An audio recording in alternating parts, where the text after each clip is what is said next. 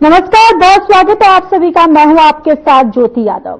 हरियाणा विधानसभा का बजट सत्र 2025 से 26 का 7 मार्च से शुरू हुआ, जहां पहले दिन गवर्नर बंडारू दत्तात्रेय का अभिभाषण के बाद बजट सत्र की शुरुआत हुई। और आपको ये भी बताते चले कि यहां पर इस दौरान उन्होंने कहा कि सरकार का मकसद गरीबों का उत्थान करना है। उन्होंने राज्य और केंद्र सरकार से किसानों और खिलाड़ियों को मिले सम्मान और मदद के बारे में बताया। गवर्नर ने सरकार के आगे के कामों के बारे में भी बताते हुए विधायकों से सदन के समय का सदुपयोग करने के लिए कहा। उन्होंने कहा कि सभी सदस्य जनहित को प्राथमिकता दें, ये दायित्व हर सदस्य का है। उनके अभिभाषण के बाद सदन में शोक प्रस्ताव पढ़े गए और इसमें हरियाणा के 5 बार सीएम रहे ओपी चौटाला को श्रद्धांजलि दी गई। 8 से 9 मार्च को छुट्टी के बाद, यानी कि सैटरडे संडे हॉलीडे है, इस वजह से अब जो कार्यवाही है 10 मार्च यानी कि मंडे को फिर से सदन की कार्यवाही शुरू होगी। इसमें गवर्नर के अभिभाषण पर चर्चा होगी। सीएम नायब सिंह सैनी बतौर वित्त मंत्री पहली बार 17 मार्च को प्रदेश का करीब 1.98 लाख करोड़ का बजट पेश करेंगे। इससे पहले 2024 में तत्कालीन मुख्यमंत्री और वित्त मंत्री मनोहर लाल ने 1.89 लाख करोड़ का बजट पेश किया था। तो देखिए, हरियाणा विधानसभा बजट सत्र की कार्यवाही 7 मार्च से शुरू हुई और इसमें कांग्रेस एमएलए बिना नेता प्रतिपक्ष जो है वो शामिल हुए। और आपको ये भी बताते चले कि गवर्नर दत्तात्रेय ने यहां पर 10 बड़ी उपलब्धियां जो है वो प्रदेश सरकार की गिनवाई हैं। और इसके साथ ही आपको ये भी जानकारी देते चले कि अब सोमवार को जो कार्यवाही है वो फिर से शुरुआत होगी और राज्यपाल के अभिभाषण के बाद फिर से उसका सीएम सैनी जो है वो बतौर वित्त मंत्री बजट पेश करेंगे।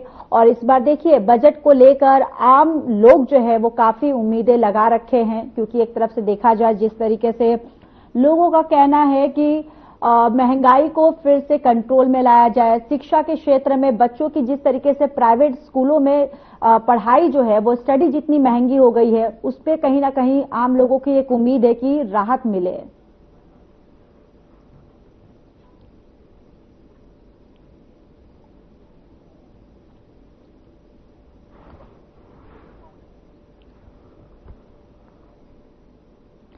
तो इसी पर ज्यादा चर्चा करने के लिए, बातचीत करने के लिए हमारे गेस्ट भी जुड़ चुके हैं।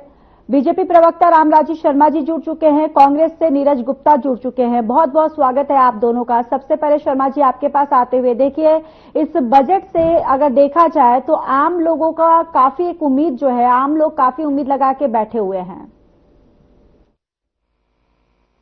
देखो, मैं आपको बताना चाहूंगा, जिस तरह से केंद्र का बजट हमारा सभी वर्गों के लिए लाभकारी हुआ, माननीय विश्व के सबसे लोकप्रिय और ताकतवर प्रधानमंत्री आदरणीय नरेंद्र मोदी जी का सपना है भारत को विकसित राष्ट्र बनाना। ऐसे ही हमारा बजट विकसित हरियाणा बनने में मील का पत्थर साबित होगा और इसमें शिक्षा, चिकित्सा, स्वास्थ्य, रोजगार सभी पर ध्यान दिया जाएगा। महिलाओं, अपनी महिला शक्ति को और ज्यादा मजबूत करेंगे हम, हमारी बहनों को, हमारी मातृशक्ति को, गरीबों, किसानों, महिलाओं, युवाओं, व्यापारियों, बुजुर्गों, सभी वर्गों के लिए मैं समझता हूं बहुत ही लाभकारी होगा, ऐतिहासिक होगा। और जैसे कल आपने बताया, कल अंतर्राष्ट्रीय महिला दिवस था, उस पर भी माननीय मुख्यमंत्री जी ने हमारी बहनों को सौगात दी है। और जिस तरह से हमारे देवतुल्य प्रधानमंत्री जी ने एक हमारी बहन आदिवासी महिला को महामहिम राष्ट्रपति बनाया, हमारी बहन आदरणीय निर्मला सीतारमण जी को वित्त मंत्री बनाया और 5 में से 2 सांसद हमारी बहनें हैं, किरण चौधरी जी और हमारी बहन रेखा शर्मा जी, और 2 हमारी बहनें मंत्री हैं। ये अपने आप में हमारे लिए गौरव की बात है। और जो हम अपनी बहनों के लिए योजनाएं लेकर आए, चाहे बीमा सखी योजना हो, चाहे वो नमो ड्रोन दीदी योजना हो, और अब लक्ष्मी लाडो योजना हम लेके आ रहे हैं, उसमें 10,000 करोड़ का लगभग हमने प्रावधान रखा है। हमारी बहनों को बहुत जल्दी खुशी मिलेगी, 2100 रुपये महीना हमारी बहनों को मिलेंगे।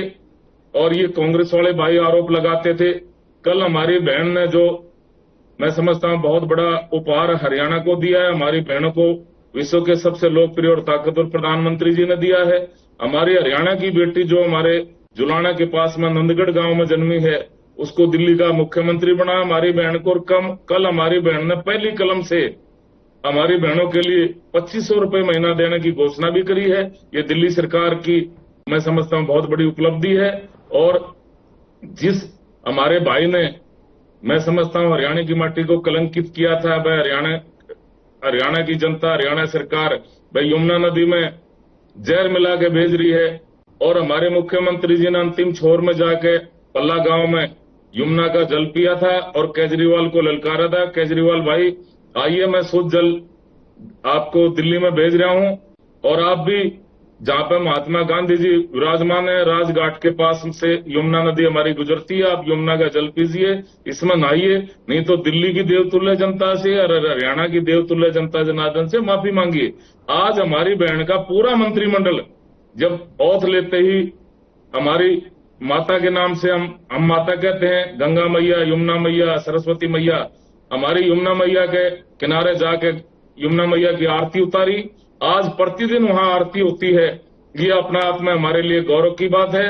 और मैं आपको इतना कहना चाहूंगा, जिस तरह से हमारे मुख्यमंत्री जी सभी वर्गों को साथ लेकर चल रहे हैं, चाहे वो किसानों की बात हो, और वो खुद किसान के बेटे हैं, उन्होंने किसानी भी की है। किसान की पीड़ा को वो बेहतर समझ सकता है जो किसान का बेटा हो या जिसने किसानी करी हो। मुख्यमंत्री जी किसान के बेटे भी, उन्होंने खुद भी किसानी करी है। किसानों की पीड़ा को उनसे बेहतर कौन समझ सकता है। किसान भाइयों को भी खुशी का समाचार मिलेगा और मजदूर भाइयों पर भी ध्यान दिया जाएगा, रोजगार के अवसर भी बढ़ाए जाएंगे। मैं समझता हूं सभी वर्गों के लिए बड़ा ऐतिहासिक होगा। और मुख्यमंत्री जी के दूसरे कार्यकाल में ये पहला बजट है और उन्होंने सभी वर्गों से राय ली है, युवाओं से राय ली है, महिला संगठनों से राय ली है, कॉलेज के प्रिंसिपलों से राय ली है। इंडस्ट्रियल ग्रोथ कैसे हो उसके संदर्भ में इंडस्ट्रियल एसोसिएशन से राय ली है। और 10,000 के करीब वो पोर्टल पे सुझाव आए हैं, वो भी सुझाव उन्होंने लिए हैं।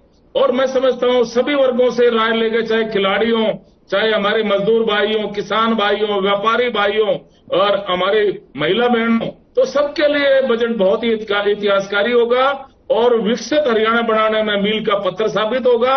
और मुख्यमंत्री जी जिस तरह से छत्ती बरादरी को साथ लेके चल रहे, समान विकास कार्य पूरे प्रदेश में करवा रहे हैं। और आज मैं बता रहा हूं, आपके पास आते हुए इस बजट को कांग्रेस किस तरीके से देख रही है? देखिए, जब से बीजेपी सरकार आई है, चाहे सेंटर में है चाहे हरियाणा में, तब से हरियाणा के लोगों और देश को लोगों बजट से काफी उम्मीद है। लेकिन देखिए, उम्मीद दिखाते हैं, खरा नहीं उतरते। और हरियाणा में जिस हिसाब से पिछले 10 बजट पेश हुए हैं, तो हरियाणा को क्या मिला? सिर्फ झुंझुने के अलावा कुछ नहीं मिला। ये आप भी जानते हैं, फिर बीजेपी प्रवक्ता साथ ही जानते हैं, पूरे हरियाणा जानते हैं। फिर भी उम्मीद करते हैं कि हरियाणा वासियों को कुछ नया देखने को मिलेगा, जिससे हरियाणा की जनता की भलाई हो, उनको रोजगार मिले और उनको दर दर भटकना ना पड़े। और जो हरियाणा पे कर्ज है, 3,67,800 लोगों का कर्जा है, उस कर्जे में कुछ कमी आए। देखिए, उस कर्जे का मूलधन और ब्याज चुकाते आए महीने 60,000 करोड़ रुपए की किस्त आती है। देखिए, जब हुड्डा साहब तो हमारी सरकार थी, 2014 में छोड़ के गए थे, तो 60,000 करोड़ का कर्जा था। आप बेशक ये ऑनलाइन चेक कर सकते हैं, मेरे प्रवक्ता होते, झूठ सच सारे डाटा हरियाणा सरकार ने अपलोड किए हुए हैं, इसमें कोई झूठ सच की बात नहीं है। और आज देखिए कर्जा कितना है। देखिए, बात तो ये कहते कुछ है, करते कुछ और है। देखिए, इसमें दिल्ली का कल उदाहरण देखने को मिला। ये कहा था कि 8 मार्च को महिला के खातों में 21 रुपए आ जाएंगे, ठीक है, वो नहीं आए। आप उसमें तरह तरह की योजना को सारे भैया आप चुप हो जाओ ना, बीच में बोल रहे, फिर आदत नहीं है बीच में बोलने की। इसे चुप कराऊंगा जी, मैं बताऊंगा ना कैसे आएंगे उसमें क्या। देखिए, मैं ज्योति जी को चुप कराइए, इनका आदत नहीं है सुनने की। नीरज गुप्ता जी, आप बोलिए आप। मैं शर्मा जी इसका जवाब लूंगी आपके पास, उनको बोलने दीजिए, एक करके बोलिए। उसमें भी इन्होंने रंगा लगाया। मैं कल पूरा उसको योजना को देख रहा था, क्या अखबार में इनका बयान आया क्या नहीं।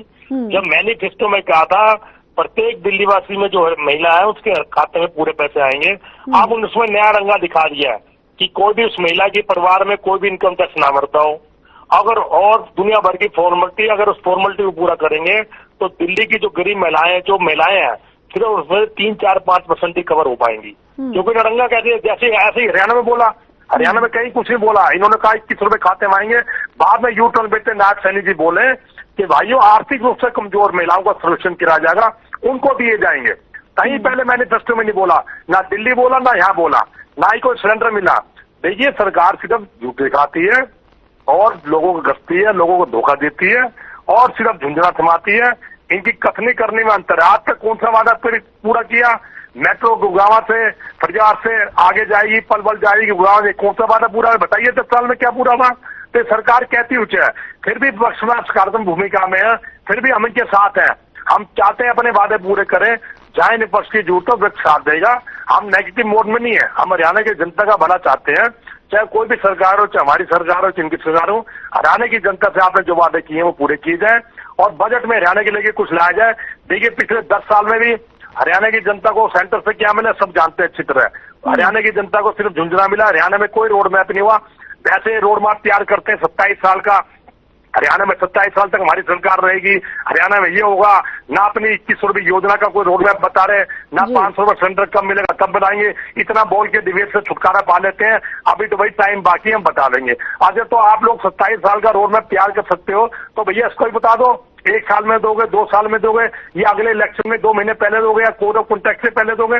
कुछ कहने को नहीं है, सिर्फ बरगलाने का काम है। ठीक है, इनकी सरकार बन गई, फिर भी मैं इनसे उम्मीद करता हूं ये अपने वादे पूरे करें और हरियाणा की जनता की भलाई के लिए बजट पेश करें। बिल्कुल। और शर्मा जी देखिए, आपके पास आते हुए कांग्रेस विधायक अशोक अरोड़ा ने कहा है कि जो हरियाणा में जिस तरीके से जो कर्ज बढ़ रहा है उसको लेकर हम इस बजट कार्यवाही में कहीं ना कहीं हम प्रदेश सरकार को जरूर घेरेंगे। देखो ऐसा है, ये क्या घेरेंगे? नेता प्रतिपक्ष इनका बना नहीं है, संगठन इनका बना नहीं है और उसी पर लठबाज रहे इनका। शमशेर गोगी जी क्या कहते हैं कि अगर भूपेंद्र हुड्डा जी को नेता प्रतिपक्ष बनाया गया तो ये कांग्रेस पार्टी के लिए आत्मघाती सिद्ध होगा।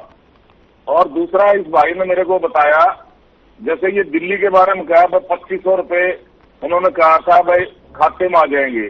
अरे मेरे भाई 2500 की हमारी बेटी ने, हमारी बहन ने औथ लेते ही पहले अपनी कलम से 2500 रुपए महीना देने की हमारी बहनों के लिए घोषणा कर दी उन्होंने। तो घोषणा करी है तो इम्प्लीमेंट भी होगा, इनके खाते में भी आएंगे। खाते में थोड़ी आ जाते हैं पैसे। आप भी पढ़े लिखे हो, समझदार हो, सारी चीजों को देखिए।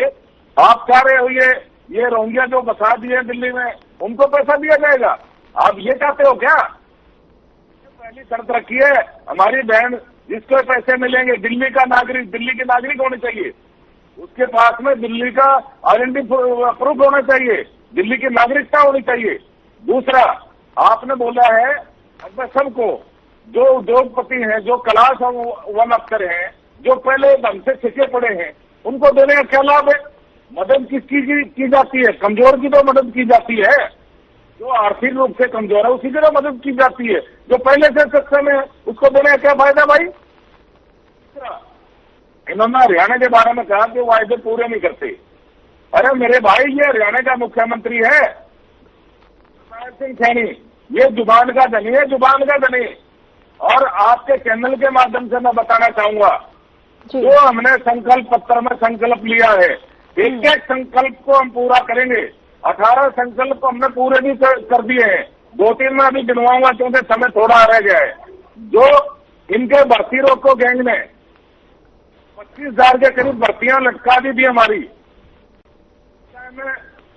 ये माननीय चुनाव आयोग में चले गए थे, चुनाव चल रहा था, संहिता लग गई थी। हरियाणा के बच्चे, छत्तीस बिरादरी के बच्चे हैं, वो भर्ती रुकवा दी थी। उस टाइम में माननीय मुख्यमंत्री जी ने वायदा कराया था, हमारी पार्टी ने उनको अगला मुख्यमंत्री घोषित कर दिया था कि भगवान की कृपा से भाई तीसरी बार हमारी सरकार बनेगी, जनता जनार्दन के आशीर्वाद से, जो भगवान का रूप है। और दूसरी बार भगवान मेरे को मौका देगा, मैं सबसे पहले बाद में ग्रहण करूंगा, सबसे पहले हमारे बेरोजगार भाई बहनों को मैं रोजगार दूंगा, इनका रिजल्ट आउट करूंगा, इनका ज्वाइनिंग कराऊंगा। और माननीय मुख्यमंत्री जी ने ये वायदा निभाया। मैं इस बात के लिए माननीय मुख्यमंत्री जी का प्रदेश की सरकार की तरफ से, इन बेरोजगार भाई बहनों की तरफ से हार्दिक आभार प्रकट करता हूँ। दूसरा, एससी वर्ग में आरक्षण डीएससी समाज के नाम से जाना जाता है। इन्होंने उस समाज की कभी सूझ नहीं ली थी। माननीय मुख्यमंत्री जी ने उस टाइम में वायदा करा था कि भाई हम इनको पूरा सम्मान देंगे। एससी वर्ग के आरक्षण में हमने वर्गीकरण किया।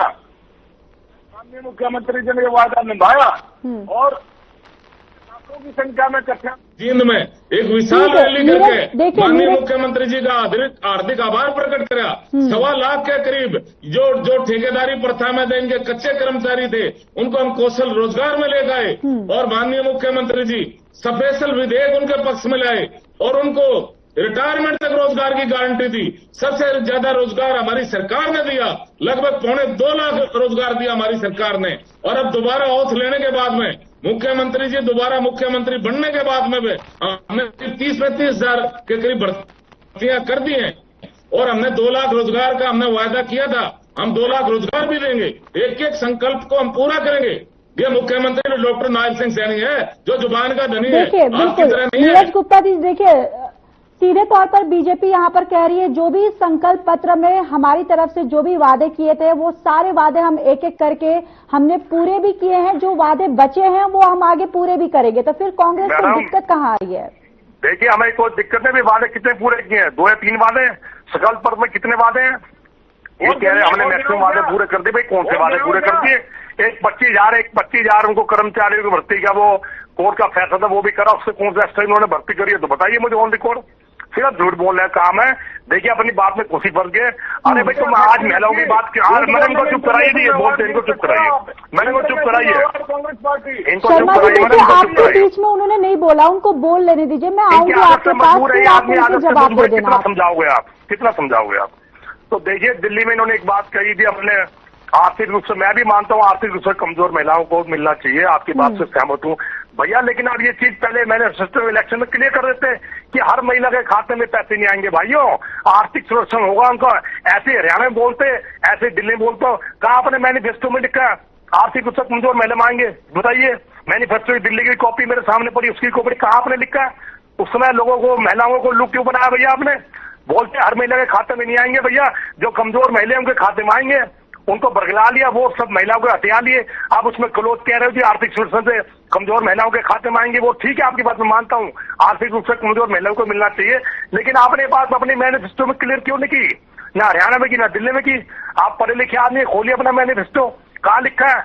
हर महिला को लिखा है भैया, पढ़ लीजिए, सामने मेरे पढ़ा है। क्या हरियाणा को खोल लो तो दिल्ली को खोल लो? हाँ, तो देखिए, झूठ बोलते हैं, सब जनता जानती है, लेकिन फिर भी हम उम्मीद करते हैं। देखिए, सरकार इनकी है, विपक्ष की बुराई करना छोड़ो, हमने क्या किया नहीं है। इस समय सरकार आपकी, आप बताइए क्या कर रहे हैं? ये तो आपकी है ही, हम पे नुक्से ठीकरा फोड़ेंगे, हमने ये किया वो किया। आप अपनी बताइए, तीसरी बार जनता ने आपको मौका दिया। अब हरियाणा के लोगों के बजट में आप, हरियाणा के लोगों के बजट में आप क्या करेंगे और हरियाणा के लोगों का विकास क्या करेंगे? अपने वादे कब पूरे करेंगे? ये बेकार की इधर की बातें करके दूसरों इल्जाम लगाना, वो बेकार की बातें हो चुकी है। ये इल्जाम इलेक्शन मोड में नहीं हो, जब हम पे इल्जाम लगा रहे हो। इलेक्शन हो चुका, जनता ने आपको चुना है। ये बातें जब इलेक्शन मोड में आप लगाते हो इल्जाम, तब तो आपको शोभा देती है, उसके बाद ये शोभा नहीं देती। इस बात को राग राग गाना, टेप रिकॉर्डर वहीं रुक जाता है। भर्ती गैंग, फलाना गैंग, ढिंका गैंग, ये सब पुरानी बातें हैं। उसके बाद इलेक्शन हो चुका है और जनता, हरियाणा की जनता ने आपको चुना है, तो जवाब देना आपका बनता है। हम आपसे पूछेंगे, पुरानी बातें बोलिए, आप बताइए देश हरियाणा की जनता के लिए आप क्या कर रहे हैं, बजट में क्या कर रहे हैं और हरियाणा के कर्जों को कैसे कम करेंगे? प्रत्येक हरियाणा वासी पे 1,34,308 रुपए का कर्जा है। ज्योति मैडम पे भी कर्जा है, आप पे भी कर्जा है, रामलाल जी और मेरे पे भी कर्जा है। उस कर्जे को कब उतारेंगे और हरियाणा का विकास कब होगा, मेट्रो कब आएगी? इन चीजों का जवाब दीजिएगा। बोलिए शर्मा जी। वो सीधे तौर पर कह रहे कि बीजेपी सिर्फ बरगलाने का काम करती है, वादे तो बहुत करती है, लेकिन धरातल पर काम जो है वो बिल्कुल शून्य है। देखो, मैं इनकी बात का जवाब दे रहा हूं। कांग्रेस पार्टी में अगर कोई इंटरनेशनल अवार्ड झूठ बोलने में घोषित किया जाए ना, कांग्रेस पार्टी उसको जरूर जीतेगी। ये प्रवक्ता झूठ की गठड़ी बांध लेते हैं, यहाँ गठड़ी को यहाँ खोल देते हैं। दूसरा, महिलाओं के बारे में इन्होंने बात की। अब नीरज ध्यान से सुन ले, 33% आरक्षण किसने दिया? हमारे देवतुल्य प्रधानमंत्री नरेंद्र मोदी जी ने हमारी बहनों को दिया। 3 तलाक किसने खत्म करा? जो हमारी मुस्लिम बहनें बहुत परेशान थी, हमारे प्रधानमंत्री नरेंद्र मोदी जी ने 3 तलाक खत्म किया। दूसरा, हमारी महामहिम राष्ट्रपति आदिवासी समाज से हमारे लिए गौरव की बात है। तीसरा, हमारी केंद्रीय वित्त मंत्री हमारी बहन है आदरणीय निर्मला सीतारमण जी, ये भाजपा ने बनाई, नरेंद्र मोदी जी ने बनाई, हमारे देवतुल्य प्रधानमंत्री जी ने। 5 सांसद हैं राज्यसभा के, 5 में से 2 हमारी महिला शक्ति हैं, हमारी बहनें हैं, 2 मंत्री हमारी बहनें हैं, और अनेकों ऐसे योजनाएं हैं। अभी लाडो लक्ष्मी योजना शुरू होने वाली है, उससे पहले नमो ड्रोन दीदी योजना शुरू होगी है जी, बीमा सखी योजना शुरू होगी है। अनेकों ऐसी योजनाएं हैं जो हमारी बहनों के लिए, आबादी के लिए हमारी सरकार ने किया। और सबसे बड़ा उपहार हमारी बहनों को, हरियाणा की बेटी को दिल्ली का मुख्यमंत्री बनाया, आदरणीय बहन रेखा गुप्ता जी को, जो हमारे जुलाना में जन्मी है। इससे बड़ा और बहनों के लिए और क्या काम हो सकता है। और ये हमारी बहन ने कुर्सी पर बैठते ही सबसे पहले 2500 रुपए की घोषणा करी, हमारी बहनों को 2500 रुपए महीना मिलेगा। और इन्होंने क्या किया, इन्होंने एक जिंदा, इनके टाइम में मृतपुर कांड हुआ था, एक दलित की बेटी को जिंदा जला दिया था, और इनका निर्वाणा गेस्ट हाउस कांड याद करो आप। ठीक है नीरज गुप्ता जी, आपका जवाब एक फाइनल कमेंट, क्योंकि वक्त की कमी है हमारे पास। नीरज गुप्ता जी, एक फाइनल कमेंट आपकी तरफ से। छोटा छोटा बोलने की, ये पुरानी बातें करने उद्योगों की बात करने की, ये किया वो किया। अरे भाई, हरियाणा दिल्ली की अगर रेखा को सीएम बनाया, नहीं को चुप कराइए ना, ये बदतमीजी करते हैं, ये बदतमीजी करते हैं, मैंने चुप कराई। देखिए, ये इतने इस व्यक्ति का, देखो इस व्यक्ति ने पता नहीं कौन से नंबर चश्मा दिखाई देता है, कौन से नंबर चश्मा लगा रखा है, इसको दिखाई देती। उससे पहले शीला दीक्षित भी मुख्यमंत्री थी, वो महिला नहीं थी क्या? वक्त हमें इजाजत देता है। आप दोनों का बहुत बहुत धन्यवाद इस चर्चा में शामिल होने के लिए। फिलहाल इस बुलेटिन में इतना ही। बाकी देश और दुनिया की तमाम बड़ी खबरों के लिए जुड़े रहिए हमारे साथ। नमस्कार।